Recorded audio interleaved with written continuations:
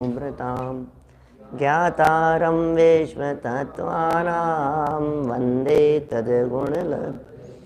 मङ्गलं भगवान् वीरो मङ्गलं गौतमो गणी मङ्गलं कुन्दकुन्दाद्यो जैनधर्मोऽस्तु मङ्गलं सर्वमङ्गलमाङ्गल्यं सर्वकल्याणकारिकं प्रधानं सर्वधर्माणां जैनं जयतु शासनं जैनं जयतु शासनम। भगवान महावीर स्वामी की परंपरा में इंद्रभूति गौतम स्वामी और कुंदाचार्य के बाद यदि इस जैन शासन को सर्वाधिक प्रचारित प्रसारित करने में किसी विद्वान का योगदान दिखाई देता है तो वे थे पंडित प्रबल टोडरमल जी साहब। वर्तमान युग में तो सच में टोडरमल जी साहब का जितना उपकार माना जाए सो सब कम है। कितनी बात कहें हम इनके बारे में। भूले निकालने का प्रयास किया है, जन जन की गलतियों को सुधारा है, न केवल जन सामान्य की अपितु और गहराई में जाकर के बात करें तो विद्वानों की भूलों को भी निकाला है, हमारी गलतियों को भी निकाला है। हम कहाँ कहाँ चूक जाते हैं उसकी चर्चा इन्होंने की है।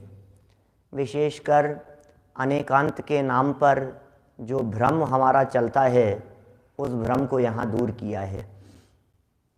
अनेकांत के नाम पर हमारा भ्रम ये चलता है कि निश्चय को भी मानो और व्यवहार को भी मानो, दोनों को ही स्वीकार करो, ये हमारा मन कहता है। बात सच्ची भी है, छोड़ना नहीं एक को भी। एक को छोड़ने से तीर्थ का लोप कहा है और दूसरे को छोड़ने से तत्व का लोप कहा है। व्यवहार और निश्चय दोनों में से एक को भी नहीं छोड़ना चाहिए, ये आगम का आदेश है। एकेण विना छिज्जई तित्थम अन्येण पुण्य तच्चम, ऐसी मूल गाथा दी है। एक के बिना तीर्थ और एक के बिना तत्व का लोप हो जाएगा। वो चर्चाएं हमने नए चक्र की क्लास में अपेक्षित विस्तार से की है। यहाँ जो हमारी चर्चा चल रही थी उसमें 3 महत्वपूर्ण बिंदुओं के आधार पर यह सिद्ध किया गया कि व्यवहार के बिना निश्चय का उपदेश नहीं हो सकता। व्यवहार के बिना काम नहीं चल सकता। व्यवहार नए जरूरी है, व्यवहार नए निश्चय तक पहुंचाने का काम करता है, व्यवहार नए मार्ग है। बस यहीं से इस बात को समझ लेना कि व्यवहार ने मार्ग कहा है ना निश्चय तक पहुंचाने का, बस मार्ग में अटक मत जाना। मंजिल तक पहुंचो तब तो ठीक है, और मंजिल तक यदि न पहुंचो तो फिर आप जो भी कर रहे हो सब में गड़बड़ है। रास्ते में अटक जाओगे तो ये व्यवहार न आपके लिए प्रयोजनभूत न होकर उल्टा अकार्यकारी हो जाएगा। कितने सुंदर तर्क यहाँ दिए थे। व्यवहार नए से जो वस्तु का स्वरूप बताया गया, व्यवहार नए से जो बातें कही गई, उन बातों को उतना ही नहीं स्वीकार कर लेना, अपितु यह समझना कि बात असली कुछ और है। ये बात तो कहने के लिए कही जा रही है, असलियत कुछ और है। यह हमें बहुत गहराई से समझना पड़ेगा। जैसे समझने समझाने के लिए शरीर और आत्मा को एक कह दिया, समझने समझाने के लिए कहा, आत्मा दर्शन चारित्र के भेद करके कह दिया, व्रत शील संयम आदि रूप प्रवर्तन करने के लिए कह दिया। तो बोले इनमें ही मान करके अटक मत जाना। ये सब भी होना चाहिए, इसका निषेध नहीं है, लेकिन मात्र व्रत शील संयम आदि ही हो और अंतर में वीतरागता नहीं हो तो फिर किसी काम का नहीं है। अनंत बार किया है ये सब, लेकिन वीतराग भाव के साथ में ये सब करे तो सब कार्यकारी है। ये सब चर्चाएं अपनी यहाँ चल रही थी, क्योंकि इसके बिना निश्चय समझ में नहीं आएगा। जब इतनी इतनी बातें कह दी, व्यवहार के बिना निश्चय तक नहीं पहुँचा जा सकता है, व्यवहार के बिना निश्चय को समझा नहीं जा सकता है, समझाया नहीं जा सकता है, तो शिष्य कह रहा है कि पंडित जी एक बात बता दो, मुझे दूसरे को समझाना ही नहीं है। समझाने का काम तो पंडितों का है, क्या समझाने का काम तो विद्वानों का है। जब हमें किसी दूसरे को समझाना ही नहीं है क्या, तो फिर ये व्यवहार ने हमारे किस काम का है? बोलो। प्रश्न उठाया है 253 नंबर पेज है, देखिए यहां प्रश्न है, चौथी लाइन है 253 नंबर पेज की। गुजराती में 259 नंबर पेज है, 259 गुजराती का। हिंदी में 253 नंबर पेज है।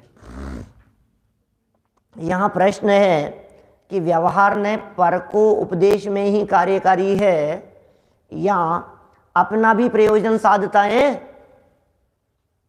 कितना बड़ा प्रश्न है। व्यवहार ने की उपयोगिता हमारे लिए भी है क्या? व्यवहार ने हमारे लिए भी है क्या भाई साहब? दूसरों के लिए व्यवहार ने तो अभेद अखंड आत्मा में भेद क्यों किए? समझाने के लिए।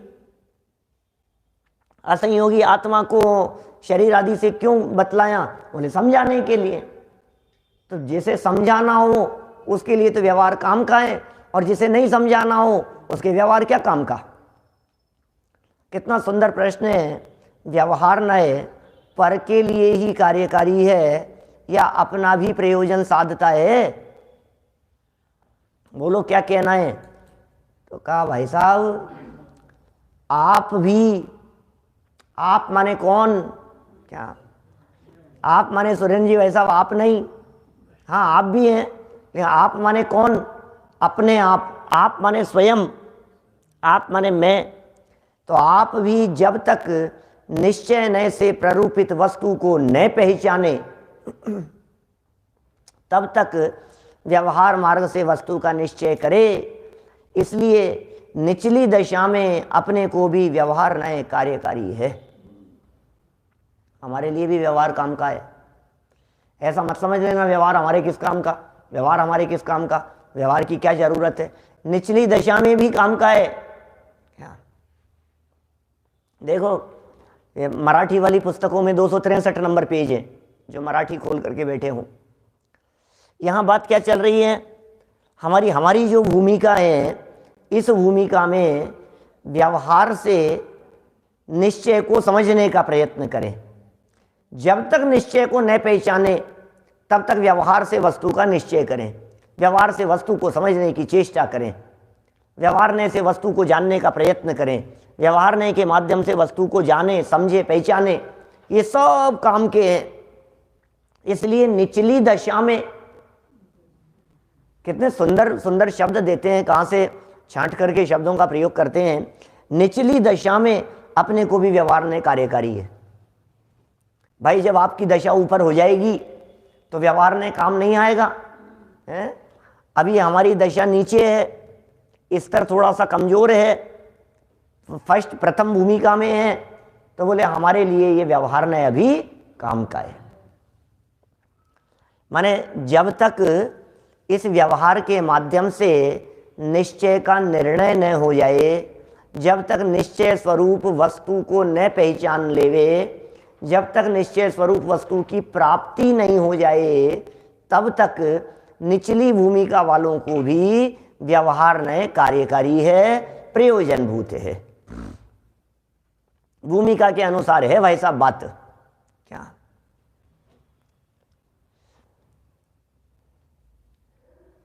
निचली दशा का अर्थ क्या है?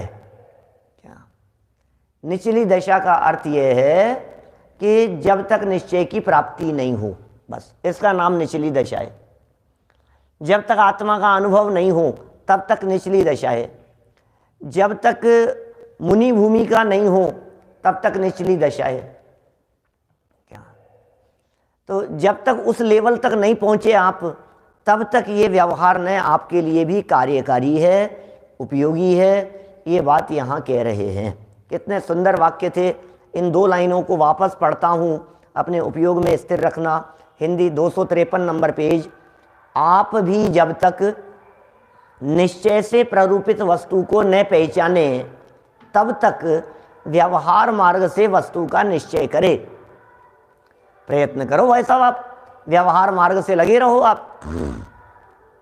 व्यवहार मार्ग को यदि छोड़ देगा प्रमोद जी भाई साहब, तो क्या कह रहे हैं, यदि व्यवहार को छोड़ दिया तो स्वच्छंद हो जाएगा, व्यवहार को छोड़ दिया तो भ्रष्ट हो जाएगा, व्यवहार मार्ग को नहीं अपनाया तो तुम अनर्थ कर बैठेगा। वस्तु का निश्चय करना है, आत्मा का निश्चय करना है, तो उसका निश्चय करने के लिए क्या क्या करना पड़ेगा हमारे को? शरीर और आत्मा को एक बताने वाले व्यवहार नय को जानो, शरीर आत्मा को एक बताने वाले व्यवहार नय को समझो। ये कह रहे हैं व्यवहार मार्ग से वस्तु का निश्चय करे, इसलिए निचली दशा में हमारे लेवल पर अपने को भी व्यवहार नय कार्यकारी है। परंतु टोडरमल जी का परंतु है, सावधान कर रहे हैं। व्यवहार नय को कार्यकारी कह दिया, व्यवहार नय को आपके लिए भी उपयोगी कह दिया, हमारी भूमिका में भी उपयोगी कह दिया, परंतु व्यवहार को उपचार मात्र मानकर उसके द्वारा वस्तु को ठीक प्रकार समझे तब तो कार्यकारी है। व्यवहार उपचार है, इससे वस्तु को समझना है, तब तो कार्यकारी है। परंतु यदि निश्चयवत व्यवहार को भी सत्यभूत मानकर वस्तु इस प्रकार ही है ऐसा श्रद्धान करे तो उल्टा अकार्यकारी हो जाए।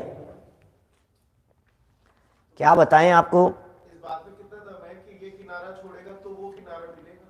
सही है ना, बिल्कुल सही बात है। इसमें क्या है, ये किनारा छोड़ेगा तभी दूसरा किनारा मिलेगा। नाव में बैठेगा नहीं तो कैसे पार जाएगा, और बैठा ही रहेगा तो भी कैसे पार जाएगा। माने उस पार जाने के लिए इस किनारे को छोड़कर नाव में बैठना भी पड़ेगा, और नाव में बैठकर उस किनारे पहुंचकर नाव को छोड़ना भी पड़ेगा। क्या, यदि मुझे छोड़ना ही है तो फिर बैठे ही क्यों? जब छोड़ना ही है तो बैठे ही क्यों? ये सोचकर कोई व्यक्ति यदि बैठे नहीं तो रहेगा इस पार, और यदि इतना उपयोगी जानकर इसको छोड़ने कोई तैयार नहीं हो तो रहेगा मंझधार। उस पार तो दोनों स्थिति में नहीं पहुंचेगा।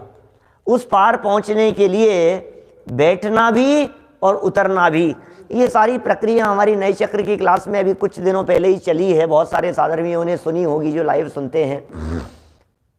भाई साहब, कपड़े धोने के लिए साबुन लगाया भी जाता है और फिर साबुन को धोया भी जाता है। क्या बोलो, दोनों काम करने पड़ेंगे, दोनों ही जरूरी है। कितना प्रैक्टिकल है ये चीज।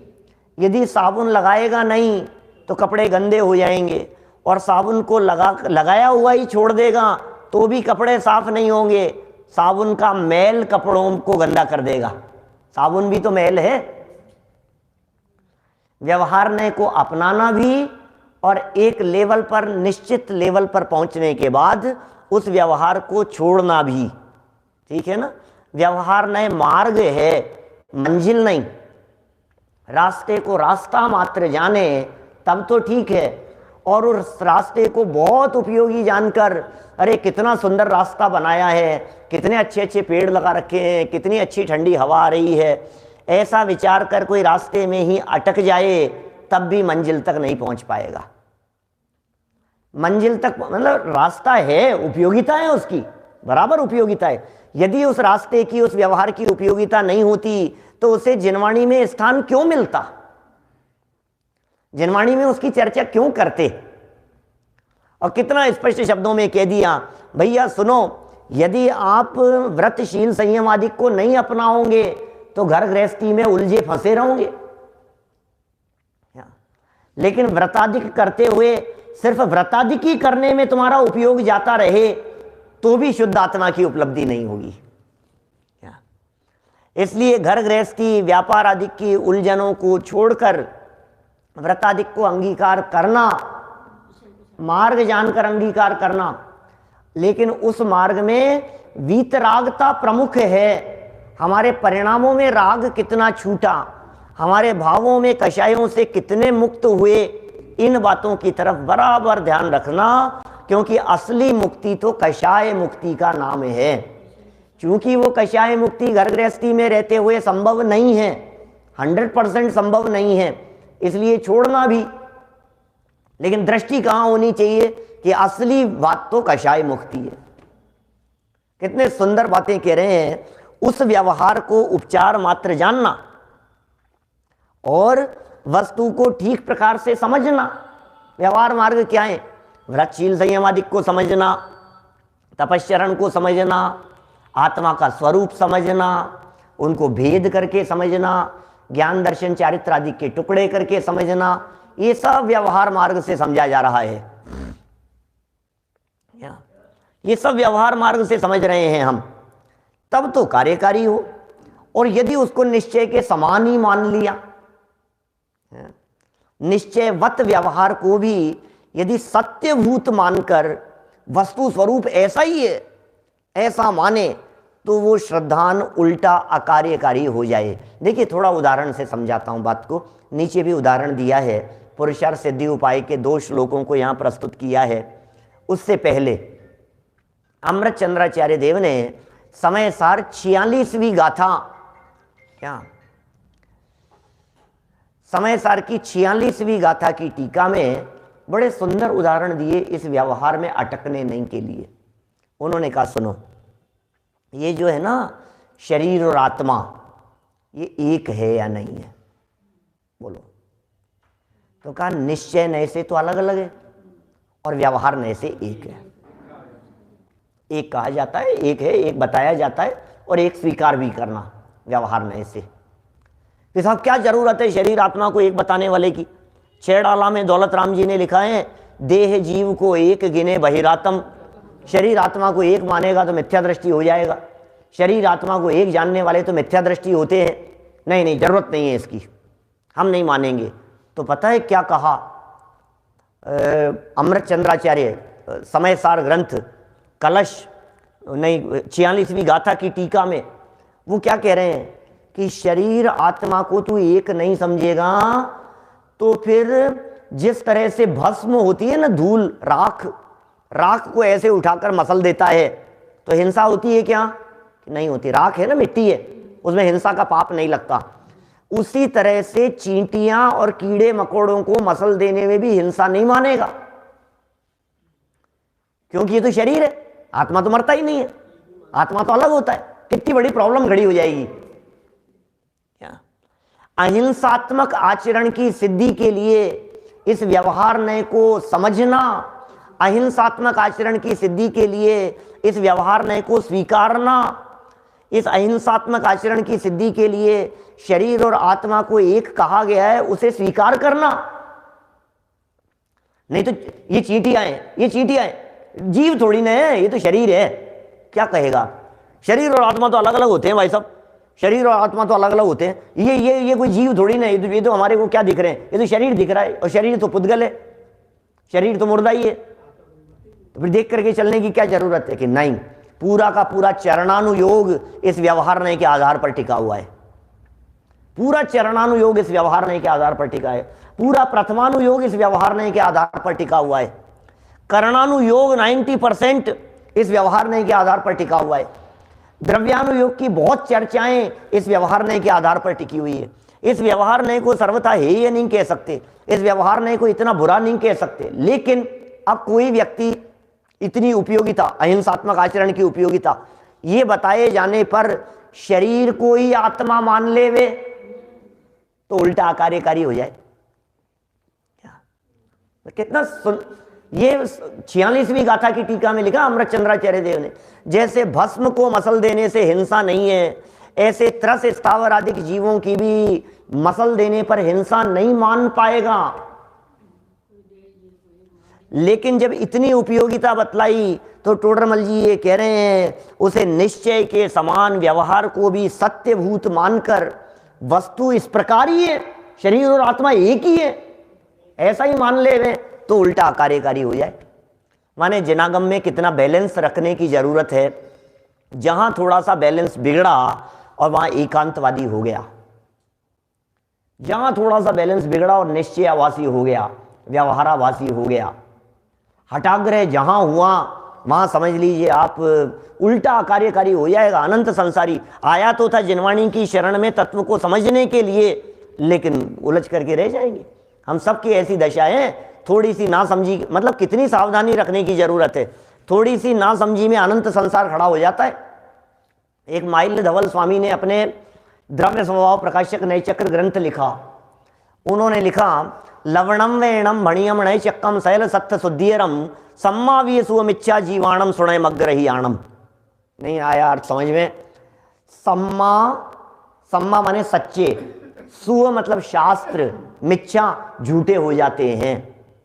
सुनय मग्रहियाणम। सुनो भैया, जो व्यक्ति नए नहीं समझता, जिस व्यक्ति को निश्चय व्यवहार की खबर नहीं है, वो यदि मोक्ष मार्ग प्रकाशक भी पढ़ेगा अनर्थ करेगा। जिस व्यक्ति को निश्चय व्यवहार पद्धतियों की बारीकियों की खबर नहीं है, वो समय सार पढ़ करके भी अनर्थ कर बैठेगा, अपने ही पैरों पे कुल्हाड़ी मार लेगा समय सार पढ़ करके। जिस व्यक्ति को निश्चय व्यवहार पद्धति की खबर नहीं है, वो पद्म पुराण भी पढ़ेगा तो स्वच्छंदी हो जाएगा। क्यों? क्योंकि वो तो ये देखेगा, अरे देखो 96,000 शादियां कर रहे हैं तो मैं 96 नहीं कर सकता क्या, मैं 9 भी नहीं कर सकता क्या, ऐसा देखेगा। आचार्य ने ऐसा वर्णन किया है। तो सारी बातों को पढ़ करके उल्टा ही ग्रहण कर पाएगा। द्रव्य संग्रह पढ़ करके समझ नहीं पाएगा, गोमट सार पढ़ करके समझ नहीं पाएगा। अरे शास्त्रों की समझ के लिए इन निश्चय व्यवहार पद्धतियों को जानना जरूरी है।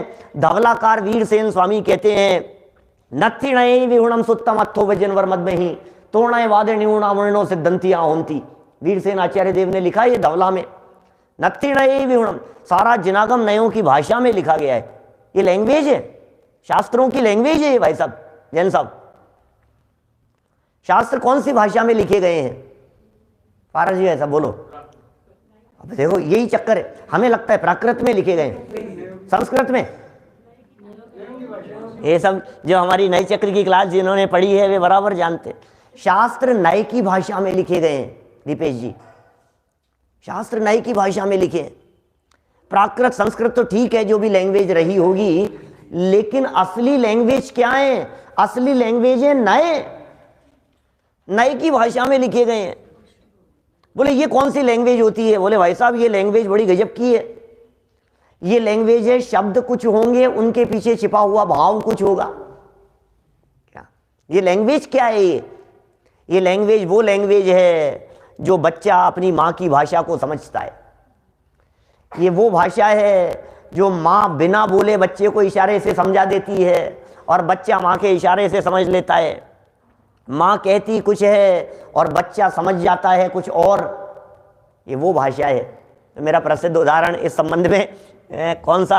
बच्चा देर से घर पर आया, क्या 12-15 साल का लड़का था, 15-16 साल का, घर पर देर से आया रात को, 9:30 पौने 10 बज गए घर आने में।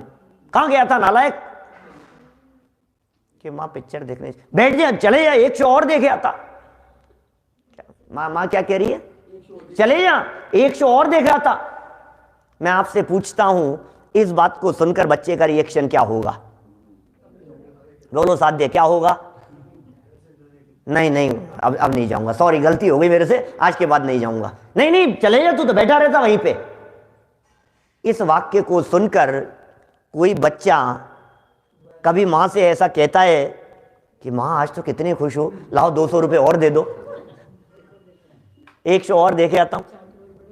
कभी नहीं कहता है, कभी नहीं कहता है।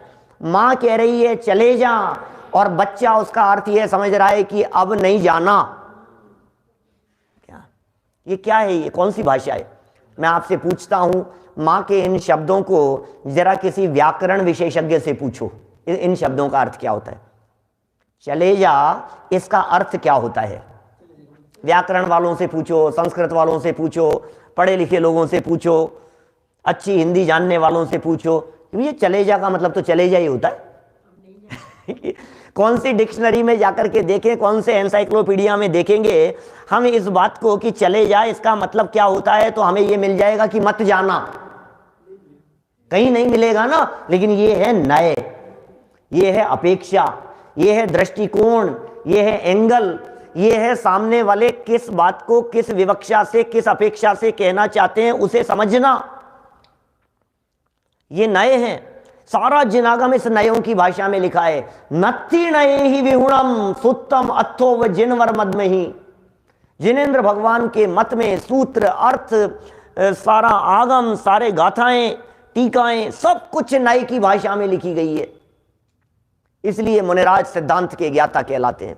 रीड बिटवीन द लाइन्स, बोलो, उनके पीछे छिपा हुआ मर्म समझना पड़ेगा, उस गहराई में जाकर के देख। अरे कितने कथन, अभी कहाँ चर्चा चल रही थी शाम को पुरुषार्थ सिद्धि उपाय में के क्षत्र चूड़ामणि में, कहाँ भी एक आध दिन पहले ये निश्चय व्यवहार में कहाँ चर्चा चली, जिसमें नहीं समय सार में, समय सार के अंदर चर्चा चल रही थी, पुण्य पाप अधिकार का प्रसंग था। और हम सिंगापुर बैठते हैं ना, तो उसमें चर्चा चल रही थी, एक दो दिन पुरानी बात है। तो बोले उसमें क्या बात चल रही थी कि देखो कहीं तो समय सार में ऐसा लिखा कि शुभाशुभ भाव पुद्गल के हैं।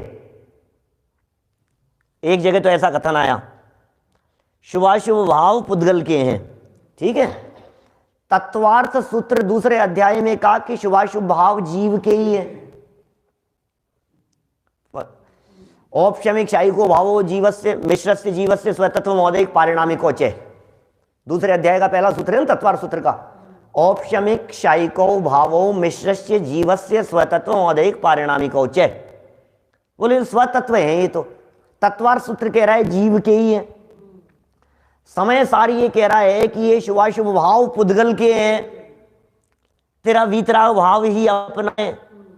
और नियम सार ये कहता है कि ये वीतराग भाव भी पर के हैं, रत्नत्रय भाव भी पर है, तू तो त्रिकाली आत्मा है। तीन कथन दिए, तीन नियम सार कुछ कह रहा है, समय सार कुछ कह रहा है, तत्वार्थ सूत्र कुछ कह रहा है। आगे ऐसा प्रश्न उठाया, वहां ऐसी चर्चा की कि उमा स्वामी आचार्य तो कुंदकुंदाचार्य के शिष्य थे ना, उमा स्वामी आचार्य तो कुंदकुंदाचार्य के शिष्य थे। तो बोले कुंदकुंदाचार्य शुभाशुभ भावों को पुद्गल का कह रहे हैं और उमा स्वामी आचार्य जीव का कह रहे हैं, तो इन दोनों में विरोध था क्या गुरु शिष्य में है? तो पता है जवाब क्या दिया? उसका जवाब ये दिया कि नहीं था विरोध। उमा स्वामी आचार्य व्यवहार से कह रहे हैं और कुंदकुंदाचार्य देव निश्चय नय से कह रहे हैं। अब आपको निश्चय व्यवहार की खबर नहीं हो, नई पद्धति की खबर नहीं हो, तो आप ये कहोगे अरे भाई साहब उन्होंने तो उनकी बात को काट दिया, उनका तो उनके साथ में विरोध था, आपस में एक दूसरे में वो कुछ कहते हैं और वो कुछ कहते हैं। भैया सारा जिनागम ऐसे ही भरा हुआ है। आत्मा अमूर्तिक है या मूर्तिक? बोलो। आप कहोगे अमूर्तिक है, इसमें क्या है, इसमें क्या कहने की बात है, आत्मा तो अमूर्तिक ही है। नहीं, द्रव्य संग्रह में ब्रह्मदेव सूर्य आचार्य देव ने इस आत्मा को मूर्तिक लिखा है।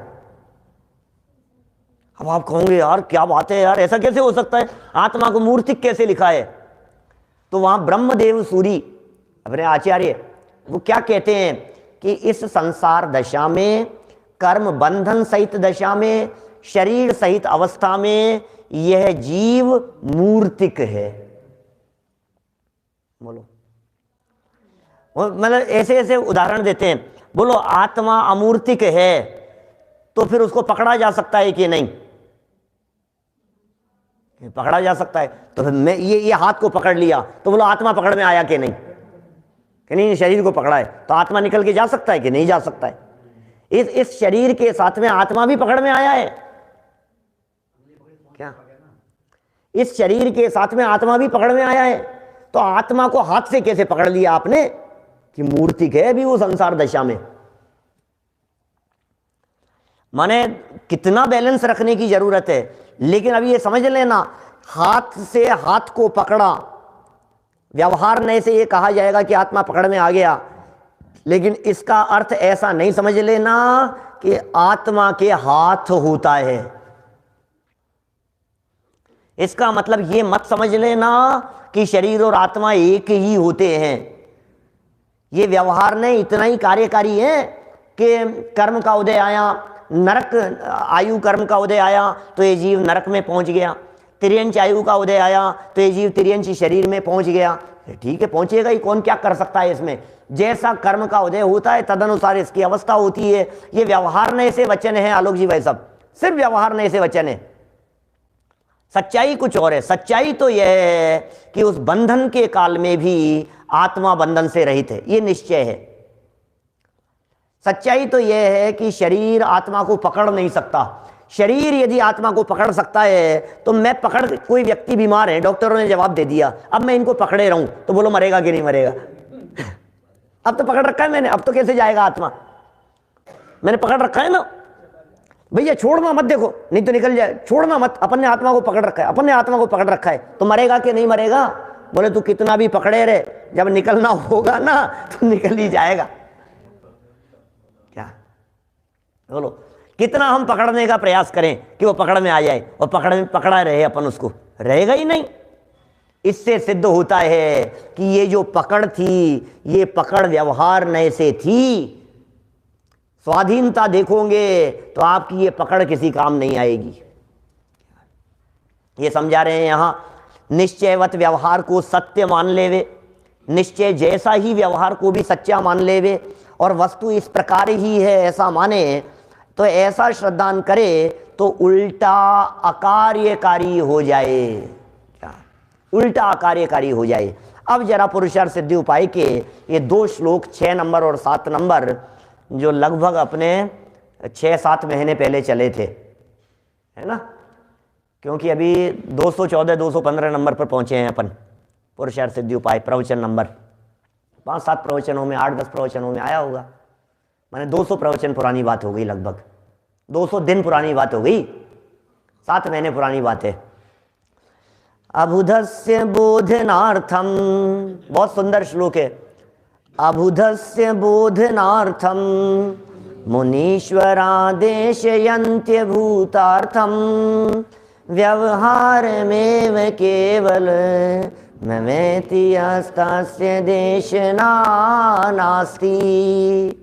माणवक एव सिंहो यथा भवत्य नवगीत सिंहस्य व्यवहार एव हि तथा निश्चयताम यात्य निश्चयज्ञस्य। क्या कह रहे हैं? बोलो कैसी बात कह रहे हैं यहां? अर्थ पढ़ो जरा इसका, बड़ा बड़ा सुंदर है। बिलाव का उदाहरण देकर के चर्चा की है। मुनिराज अज्ञानी को समझाने के लिए अबुधस्य, अबुधस, बुध बने ज्ञानी, अबुध बने अज्ञानी, अबुधस्य बोधनार्थम माने शिष्यों को समझाने के लिए, अज्ञानियों को समझाने के लिए, मुनीश्वरा माने मुनिराज, देशयंती उपदेश देते हैं। क्या? भूतार्थम, भूतार्थ का। मुनिराज क्या उपदेश देते हैं? भूतार्थ का, अभूतार्थ का, सॉरी, देशयंती अभूतार्थम, अभूतार्थ का उपदेश देते हैं अज्ञानियों को समझाने के लिए। क्या? व्यवहारम एव, व्यवहार ही केवलम अवेति, जो सिर्फ व्यवहार को ही पकड़ करके बैठ जाता है, यस तस्य देशना नास्ति, उसके लिए तो उपदेश ही नहीं है। ये उपदेश तो उनके लिए था, ये जैन साहब, जो लोग अपने को निश्चय तक पहुंचाए। व्यवहार का उपदेश तो निश्चय तक पहुंचने के लिए था, रास्ता तो इसलिए बतलाया था कि मंजिल पर पहुंचे। तो रास्ते को ही पकड़ करके बैठ गया तो तेरे जैसे व्यक्ति के लिए उपदेश ही नहीं है। उंगली का इशारा तो इसलिए किया था कि तू चंद्रमा को देखे, तू उंगली के ही इशारे को पकड़ करके बैठ गया तो बोले तेरे जैसे मूर्खों के लिए ये बात नहीं है। अज्ञानियों के लिए तो है, क्योंकि अज्ञानी को ही तो ज्ञानी बनना है, लेकिन मूर्खों के लिए नहीं है। जरा देखो नीचे उदाहरण दिया है, माणवक एव सिंहो। माणवक किसे कहते हैं? बिलाव, वो शेर है। क्या? नीचे अर्थ पढ़ता हूं। मुनिराज अज्ञानी को समझाने के लिए असत्यार्थ जो व्यवहार न है उसका उपदेश देते हैं। बिल्कुल उपदेश देते हैं मुनिराज, अज्ञानी को समझाने के लिए उपदेश देते हैं। असत्यार्थ है, झूठा है व्यवहार न, उसका उपदेश देते हैं। जो केवल व्यवहार ही को जानता है, अब उस उपदेश को सुनकर जिस व्यक्ति ने केवल व्यवहार को ही जान लिया, उसे उपदेश ही देना योग्य नहीं है।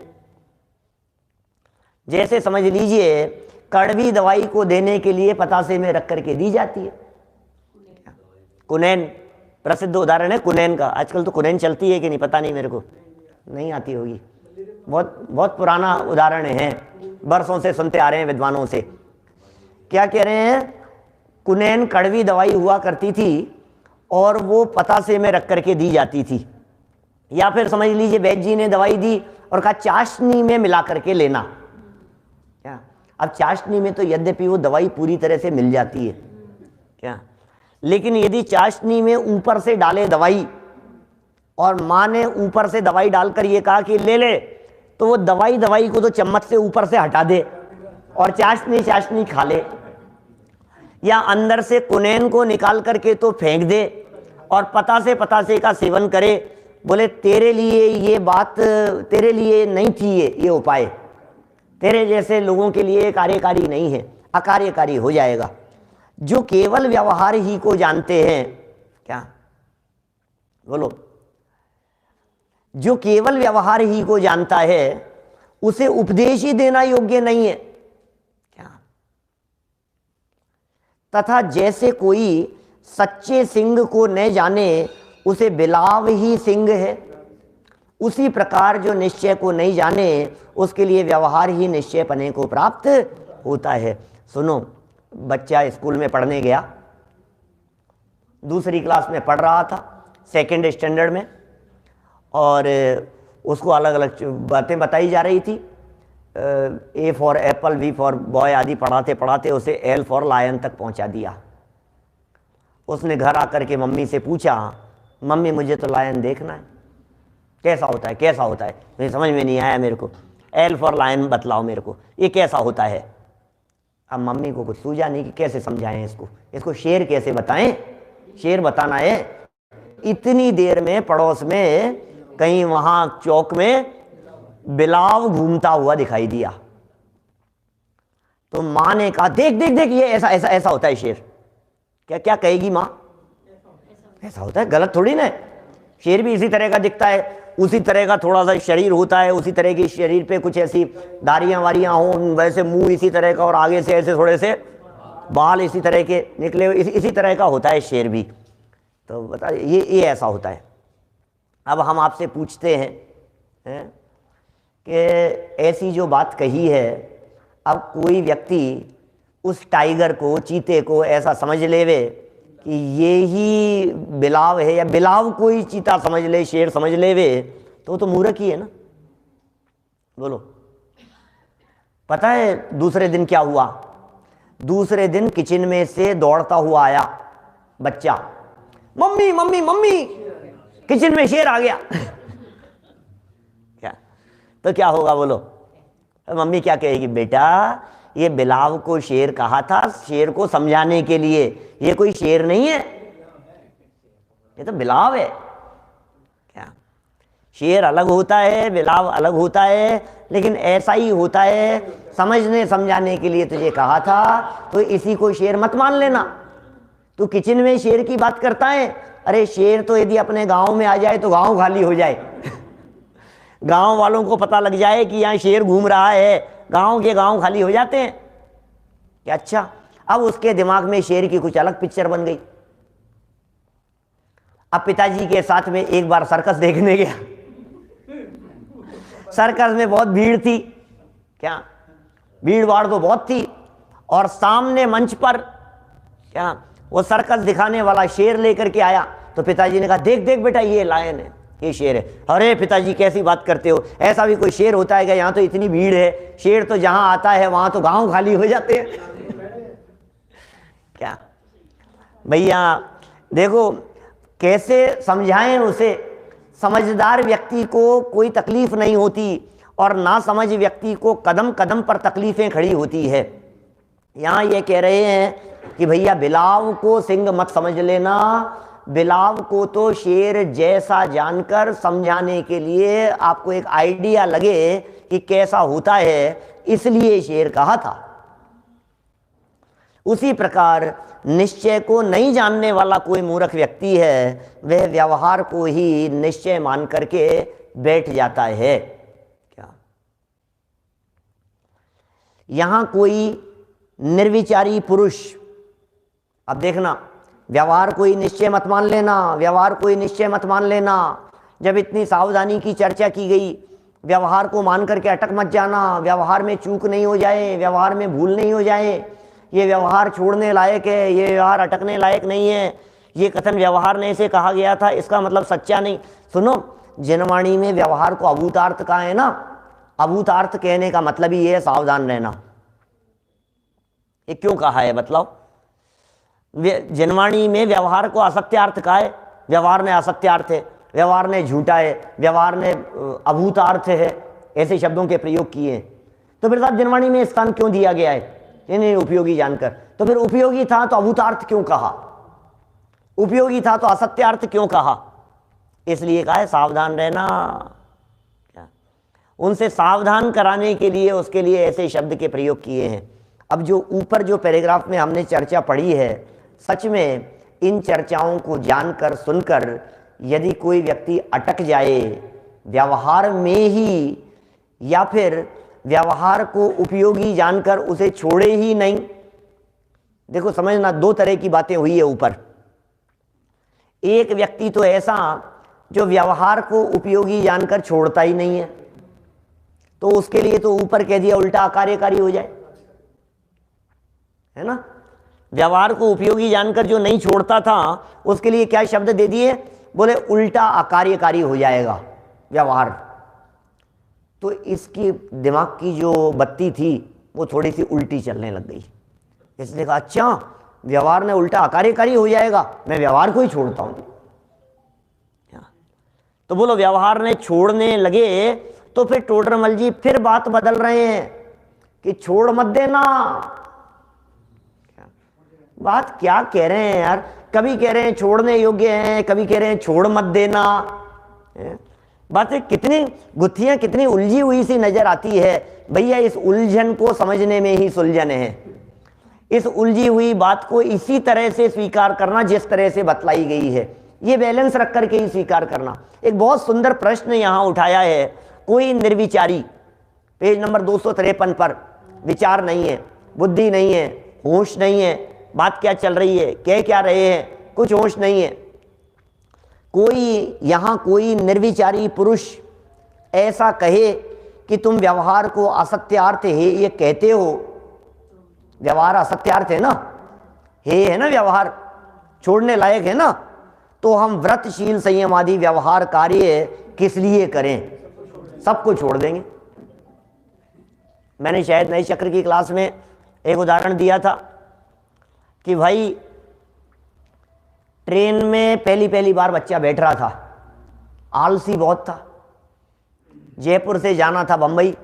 उल्लास भाई आपके जवेरी बाजार आना था, तो क्या करें बोलो? उसको बार बार मैं समझाया, बेटा ध्यान रखना, सोते मत रह जाना, स्टेशन आने पे बराबर उतर जाना। क्या ट्रेन और आगे जाएगी, तेरे को वहाँ उतरना है, उतरने का ध्यान रखना, मुझे मालूम है। और 4 बजे पहुँच रही है रात को सुबह, कहीं तू सोता रह जाए, उतरने का ध्यान रखना, उतरने का ध्यान रखना। ये बात उसके दिलो दिमाग में इतनी बैठ गई क्या कि मुझे उतरने का ध्यान रखना है, उतरने का ध्यान रखना है। अब ट्रेन में बैठ करके यहाँ से रवाना हुआ और आगे बढ़ते हुए 2 घंटे बाद जैसे ही पहला स्टेशन आया कि उतरूं कि नहीं उतरूं। उतरने का ध्यान रखने के लिए कहा था, मैं कहीं भूल नहीं जाऊं उतरना। नहीं अभी नहीं भूलूंगा तो नहीं। घंटे भर बाद में फिर दूसरा स्टेशन आया, उतरूं कि नहीं उतरूं, उतरूं कि नहीं उतरूं। फिर दो घंटे बाद में दूसरा स्टेशन आया, उतरूं कि नहीं उतरूं, उतरूं कि नहीं उतरूं। बोलो यदि ऐसा बार बार में विचार करते हुए कहां तक पहुंचा? बंबई नहीं पहुंचा, पहले ही किसी स्टेशन पर पहुंचा क्या, और लगा उसको कि अब तो बहुत हो गया यार, अब तो उतर ही जाता हूं मैं तो भूल जाऊंगा, गड़बड़ हो जाएगी। और कहीं बीच रास्ते में उतर जाए तो क्या होगा? क्या अरे मंजिल पर तो पहुंचेगा ही नहीं, दर दर की ठोकरें खाएगा, भटक जाएगा, ना मालूम कौन से नगर गांव में कहां पहुंच जाएगा।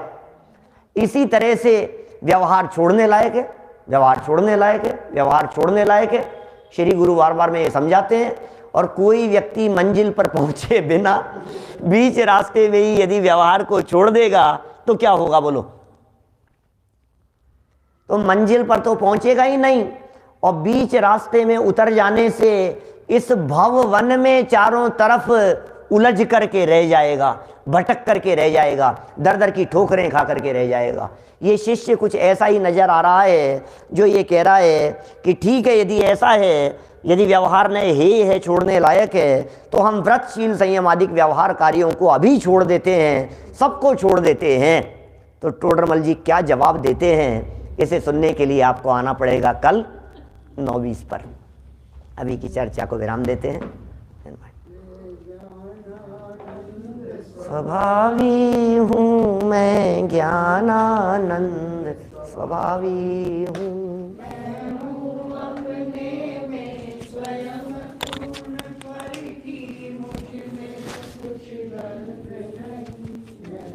रस अरूपी अस्पर्शी, पर से कुछ भी संबंध नहीं। राग से भिन्न भेद से भी मैं भिन्न निराला हूँ। मैं हूँ अखंड चैतन्य पिंड, निज रस में रमणीय।